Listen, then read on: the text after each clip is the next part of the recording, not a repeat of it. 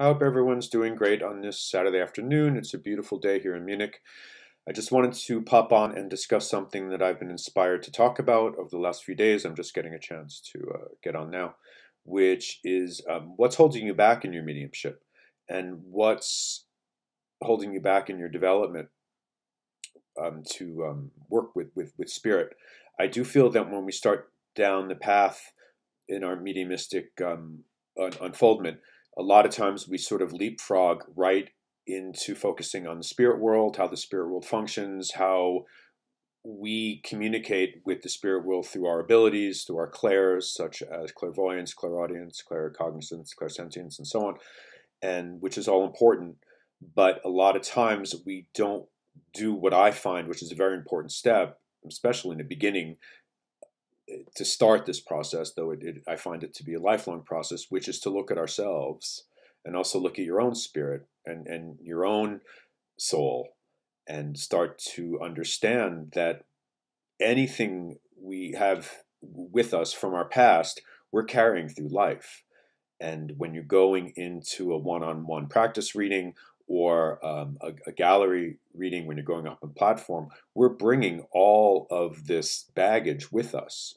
How you think about yourself, how you talk to yourself, what sort of negative self-speak you might be thinking about in your mind and talking to yourself in not nice ways. I find that we speak to ourselves so cruelly, and we really would not talk to other people the way we speak to ourselves most of the time. So I know from my own experience, when I was practicing with gallery readings and getting up on the platform, I would immediately, when I got up there, start to feel very self-conscious, very nervous, start stuttering. And I really had to think about why, because I really was trained in quite a good way to know that if I showed up and I just tried, spirit would always show up. So I didn't really feel like this nervousness was about me thinking that spirit wouldn't be there for me. When I started to look at myself and look at these reactions, I did understand that what I was doing was bringing my whole past with me up on that platform. As a child, I was quite a heavy child, and I really didn't feel very worthy. I didn't really feel like I was seen. I definitely did not feel like I was heard. So I was really bringing this child with me up on the platform, and this is what was making me so nervous. And what I had to do is take that mirror, which is quite uncomfortable. It's very true. It is uncomfortable, but it's necessary. I took this mirror and just started looking at myself and realized that I'm taking a lot of this baggage from my past, whether it be my reactions, how I viewed myself, and bringing them into readings, into platform settings, and it was really hindering my power. So I had to just sort of put all of this old stuff to bed. But the way to do that is to face it head on and just acknowledge it and say, yes, okay, this is how the past was for me, but I am stronger now. And with this child, that this child is always going to be inside of me. He will make himself known, you know, still, and he always will. But what I had to do is look at him, hug him, tell him that I love him, tell him that he's protected, and I will take care of him, and he can just breathe and relax. And this really did help me loosen up and just take the past and say what's in the past stays in the past. It can drive me and it can push me forward, but I will not accept that the past will pull me down like an anchor anymore. And as soon as I did this, it helped me. Also, with my one-on-one readings, I understood that instead of relaxing into getting a no, facing a client or a sitter, I know at this point that I like getting no's, and I appreciate the opportunities to get no's, because I hand the no's back to spirit and I say, okay, what aren't I understanding? What aren't I getting correctly with the information you're giving me? Spirit, I believe, is very clear. I believe that we're the ones that sort of sometimes don't understand what they're telling us and we're not interpreting it correctly. But when I used to get the no's, I used to immediately start to tense up because I felt like I needed to be right. And that also came from the past. And it came from people pointing out a lot of flaws in myself. So I had to look at that and just say, that's not what this is. This is not about you. Leave you at the door and just be there for spirit.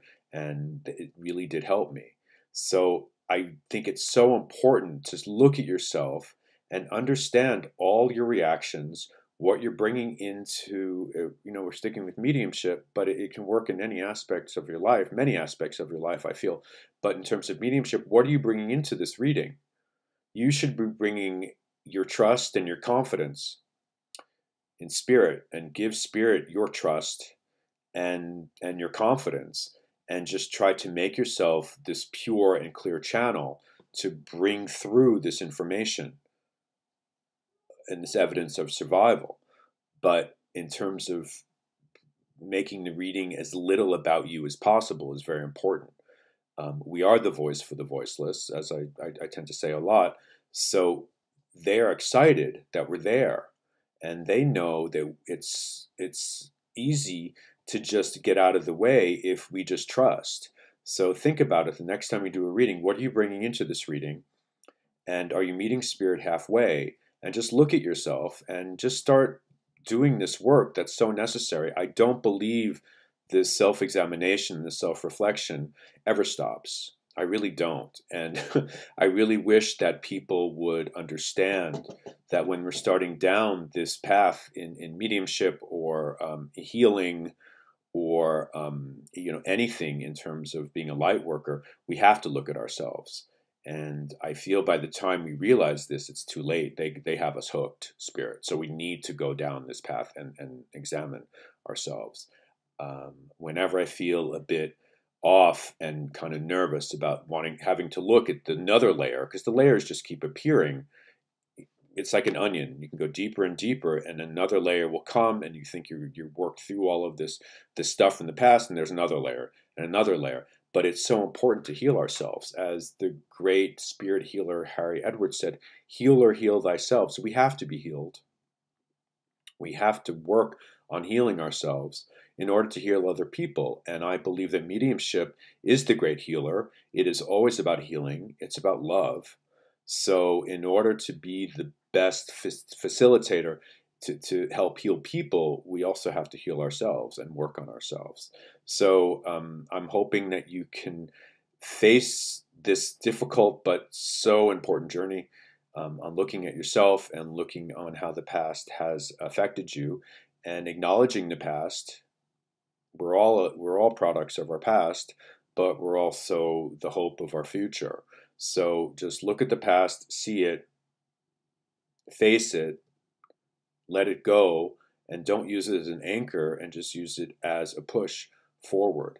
And try. It's hard, but it's worth it. And like I said, it doesn't end. I really don't think it ever ends. We have so many layers to us, but it's worth it. It's so worth it to you, and it's so worth it to spirit, just to keep this self-work up, because that's also part of this journey in this earth. My cat's coming now. Anyway, so that's a good time to end it. Thank you so much.